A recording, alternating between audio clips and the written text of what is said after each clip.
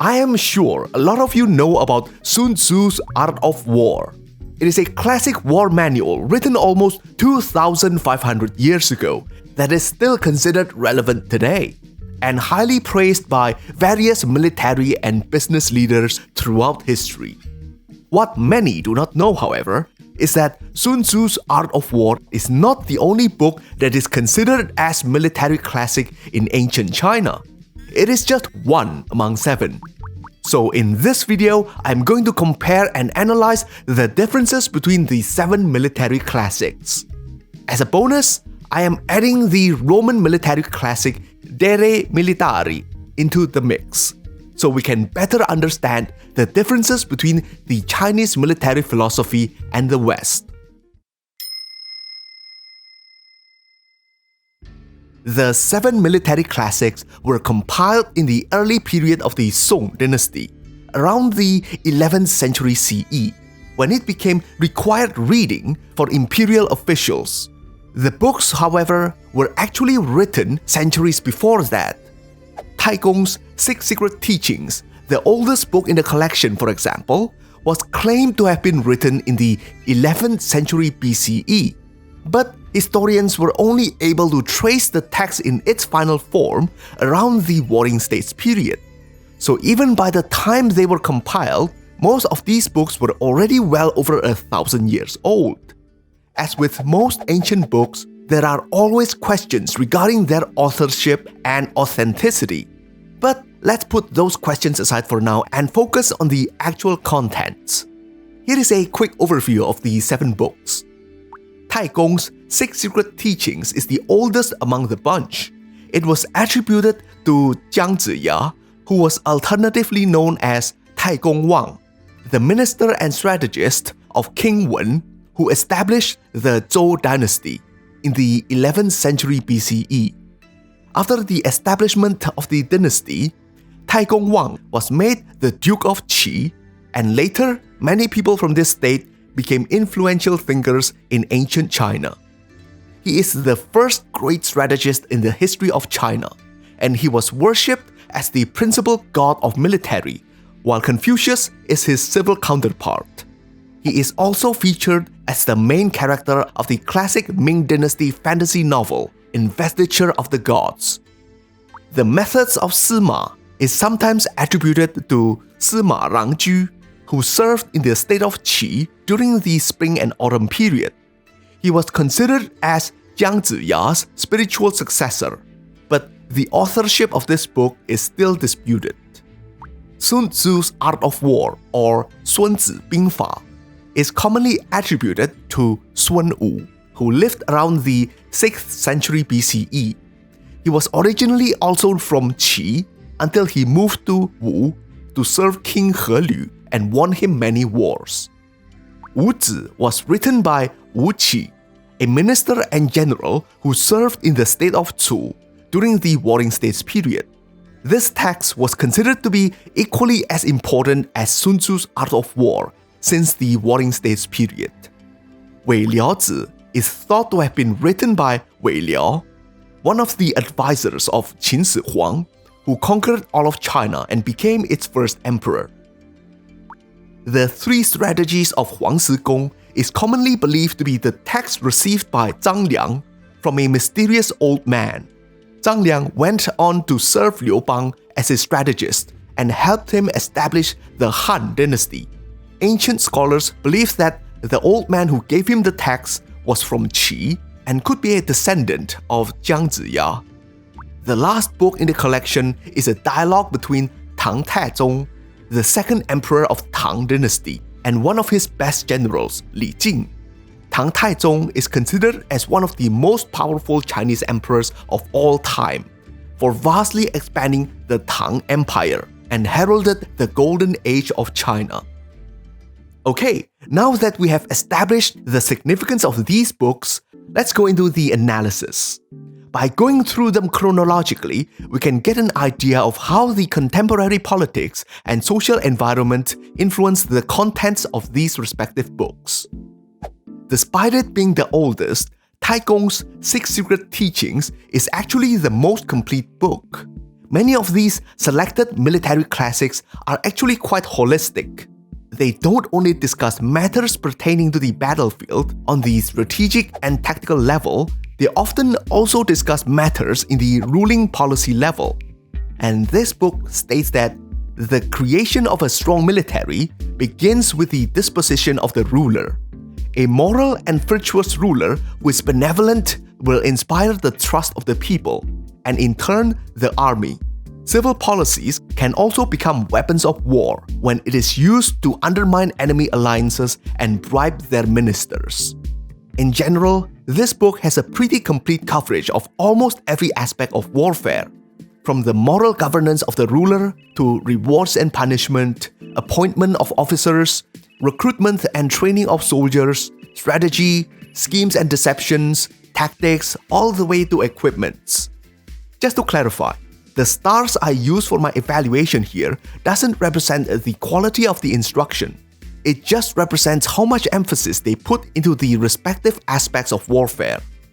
It is important to note, however, that this book is a product of its time, and superstition was still a very prominent part of decision-making.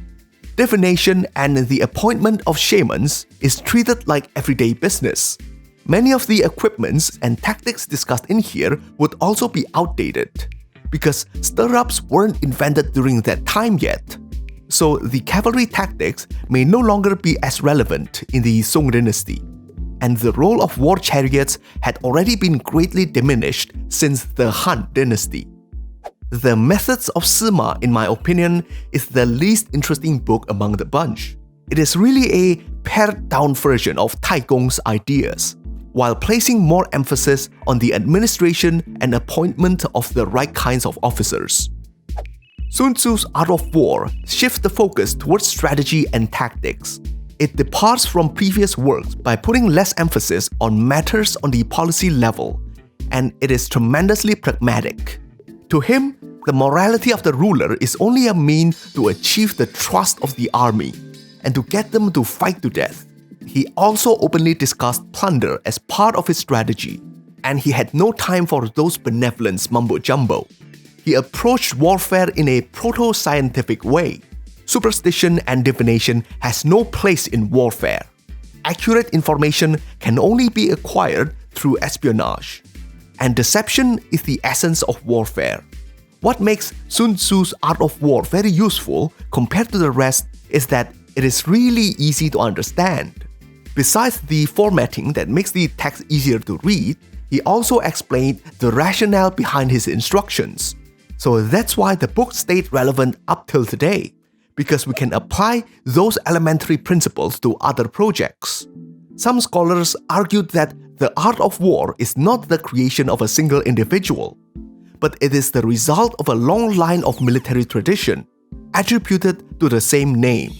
So the text that we have today is a condensed version of centuries of ancient military wisdom. Wuzi is considered to be the equal of Sun Tzu's Art of War, but in reality it is a complementary text. They are often read together because what Sun Tzu is lacking in the policy level, Wuzi more than makes up for it. Besides leading armies, the author of this book, Wu Qi, was also a successful administrative reformer. He successfully reduced corruption and built up the state of Chu's army.